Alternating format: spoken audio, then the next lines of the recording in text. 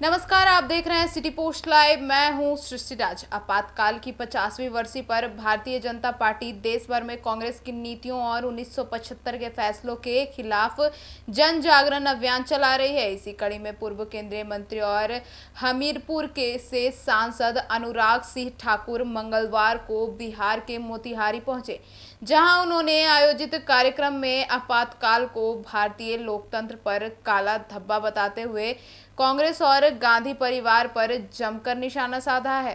कार्यक्रम को संबोधित करते हुए अनुराग ठाकुर ने कहा कि 25 जून 1975 को इंदिरा गांधी ने सत्ता की लालसा में पूरे देश पर आपातकाल थोप दिया।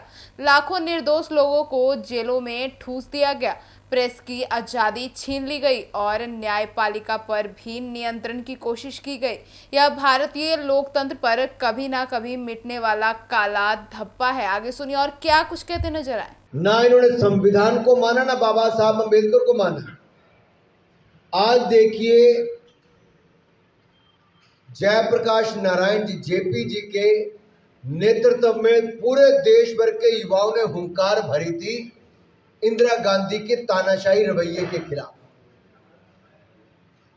और उस आपातकाल या उस युवा आंदोलन या उस तानाशाही रवैये के खिलाफ उस समय जो कुछ नेता उभर कर आए, उनमें से नीतीश कुमार जी भी थे, लालू जी भी थे।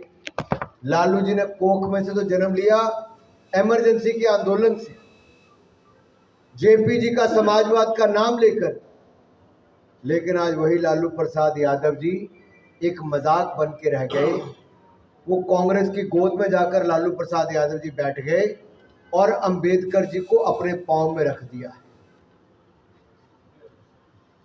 अपने चरणों में अंबेडकर जी को रखा। इतनी बड़ी दुर्गति अंबेडकर जी की गई।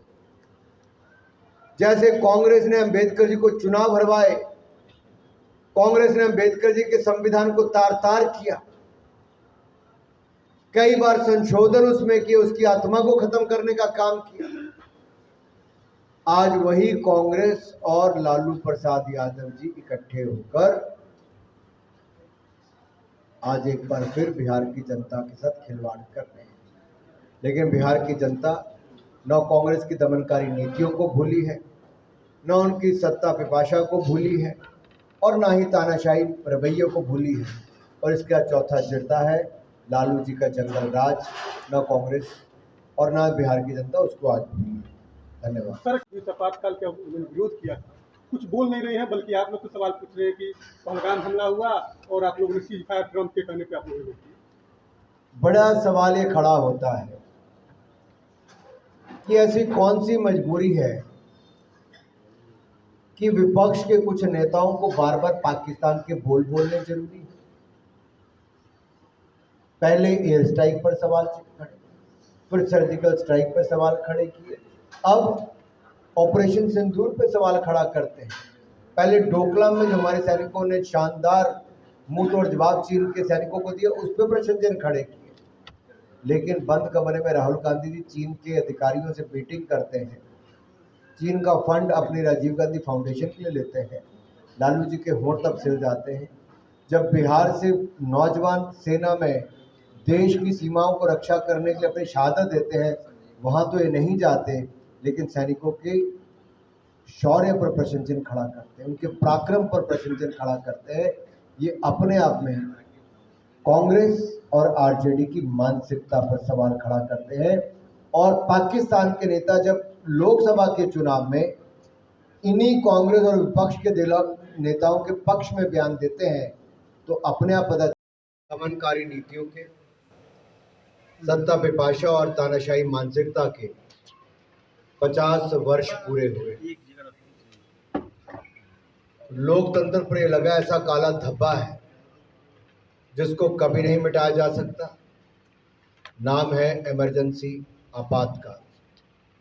और दुनिया के सबसे बड़े लोकतंत्र भारत पर आपातकाल लगाने का काम, इमरजेंसी लगाने का काम किसी और ने नहीं, नेहरू गांधी खानदान के, कांग्रेस पार्टी के उस समय की प्रधानमंत्री श्रीमती इंदिरा गांधी जी ने किया था।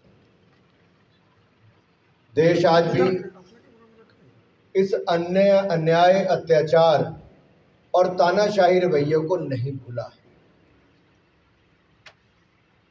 उस समय देश में जहां गुजरात से आवाज उठी चिमन भाई की सरकार की दमनकारी नीतियों के खिलाफ, तो दूसरी ओर देश भर में जहां एक और महंगाई बढ़ रही थी, अत्याचार बढ़ रहा था, वहीं एक ऐसा न्याय मिलने का समय भी आया जब इंदिरा गांधी जी के खिलाफ इलेक्शन पिटीशन डालने वाले और उसमें निर्णय जब हुआ, तब जस्टिस खन्ना ने निर्णय देते हुए इंदिरा गांधी जी के चुनाव को निरस्त करने के लिए कहा, जहां में सत्ता का दुरुपयोग हुआ था। लेकिन इसमें कहीं ना कहीं इंदिरा गांधी जी ने जो सत्ता की लालच था, उसको देखते हुए लोकसभा की भी, पार्लियामेंट की भी मंजूरी नहीं ली, बल्कि रातों रात 25 जून की मध्य रात्रि राष्ट्रपति जी से ऑर्डर साइन करवा लिया और देश पे आपातकाल थोप दिया। अखबार समूहों को बंद कर दिया गया। अखबार छापने वाले अगर खिलाफ लिखते थे उनको जेलों में डाल दिया गया और विपक्षी दल के नेताओं को भी जेलों में भर दिया गया। देश की जेलें कम पड़ गई। 1,40,000 से ज़्यादा विपक्ष के नेता जेल में थे, सैकड़ों नहीं हजारों पत्रकार जेल में थे। और सबसे बड़ी बात यह कि बाबा साहब अंबेडकर के संविधान को कुचलने का काम श्रीमती इंदिरा गांधी जी ने किया। इंदिरा गांधी जी संविधान को ताक पर रख के चलती थी, राहुल गांधी संविधान को जेब में रख के चलते हैं।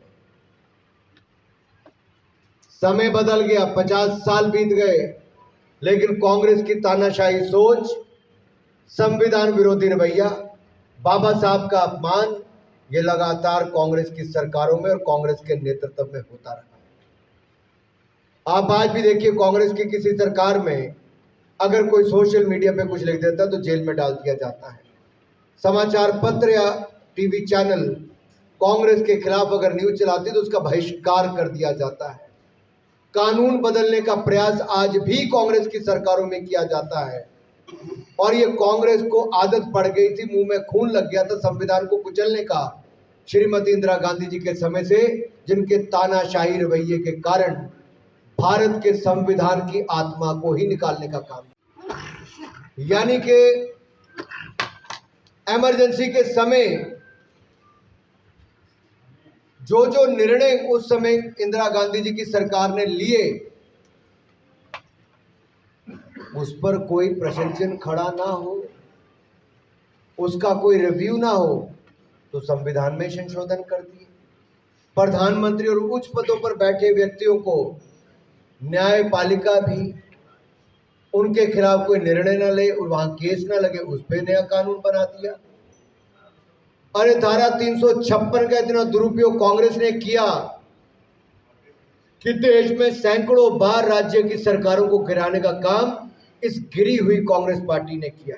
इससे ज्यादा और क्या गिरा जा सकता है कि लोगों द्वारा चुनी हुई सरकार को गिराने का काम किया। और जैसे ही इमरजेंसी के समय के बाद इंदिरा जी प्रधानमंत्री बनी, 1980 में उन्होंने कई राज्यों की सरकारों को गिराने का काम किया।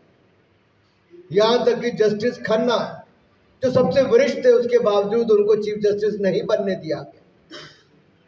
अरे मैं आपको 3-4 उदाहरण ऐसे दूंगा कि आप भी सोचोगे उस समय क्या होता था। बेंगलोर की रहने वाली श्रीमती गायत्री, वो इस आंदोलन में कूदी इमरजेंसी से पहले। तो उनको क्या किया गया इमरजेंसी के समय? वो गर्भवती थी। जब उनको प्रसव पीड़ा हुई तो अस्पताल में तो लेकर गए, लेकिन जंजीरों से बांधकर उनके बच्चे को जन्म दिया गया। एक गर्भवती महिला के साथ इस तरह का अत्याचार एक महिला प्रधानमंत्री इंदिरा गांधी के समय। दूसरा, उस समय प्रोफेसर थे ओम प्रकाश कोहली जी, जो भाजपा के बाद में वरिष्ठ नेता भी बने और गवर्नर भी रहे। वो दिव्यांग थे, उनको भी जंजीरों से बांधकर मारा गया, पकड़ा गया, इतना मारा गया कि उनसे खड़ा भी नहीं हुआ। क्या कसूर था प्रोफेसर ओम प्रकाश कोहली जी का? दिव्यांग थे, केवल इतना कि इमरजेंसी के खिलाफ आवाज उठाई, इंदिरा जी की तानाशाही रवैये के खिलाफ आवाज उठाई। तीसरा, राजनाथ सिंह जी छात्र नेता थे, जेल में डाल दिया गया, उनकी मां का देहांत हुआ, लेकिन मां को अग्नि देने के लिए भी, उनकी अंत्येष्टि में भाग लेने के लिए भी वहां पर उनको नहीं जाने दिया गया। कितने ही अत्याचार इंदिरा गांधी जी की इमरजेंसी के समय हुए। अगर तानाशाह का अगर पूरी दुनिया में कहीं उदाहरण देना चाहिए तो उसका उदाहरण इंदिरा गांधी जी की इमरजेंसी है। और जिस संविधान को कुचलने का काम इंदिरा गांधी जी ने किया, उसकी शुरुआत पंडित नेहरू ने की थी। संविधान का पहला संशोधन पंडित नेहरू ने किया और वो मीडिया की आवाज को कुचलने के लिए किया था। वो तो सुप्रीम कोर्ट ने हमें न्याय दिया। आज राहुल गांधी जब मीडिया की बात करते हैं तो हमें हंसी आती है कि इनके ही परिवार के, इनके ही पार्टी के वरिष्ठ नेता पंडित नेहरू ने कदम उठाया था अभिव्यक्ति की आजादी को कुचलने का। जब राहुल गांधी जी संविधान की बात करते हैं तो स्पष्ट आता है कि इंदिरा गांधी जी ने संविधान को कुचला और संशोधन किए, आत्मा निकालने का काम किया। इंदिरा गांधी जी संविधान को ताक पर रख के चलती थी और राहुल गांधी संविधान को जेब में रख के चलते हैं।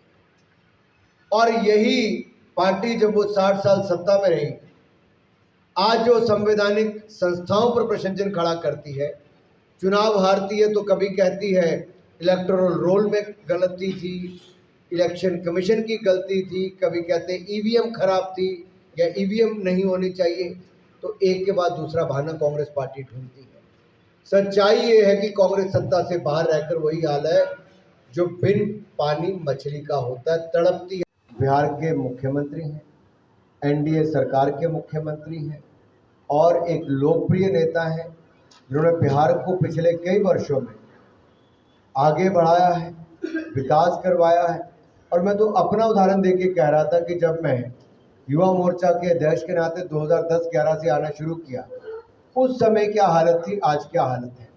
मैं बिहार में सबसे पहले 1992-93 में समस्तीपुर दरभंगा आया था। जब मैं गुरु नानक देव यूनिवर्सिटी से खेलता था, पंजाब की टीम का मैं कप्तान था। और उस समय जब मैं यहाँ पर आया क्रिकेट खेलने, तो उस समय के बिहार और आज के बिहार में जमीन आसमान का अंतर नजर आता है। और हम आने वाले वर्षों में बिहार को और ऊंचाइयों पर लेकर जाएंगे। ये डबल इंजन की सरकार, मोदी जी और नीतीश जी की सरकार बिहार को और आगे लेकर जाएगी।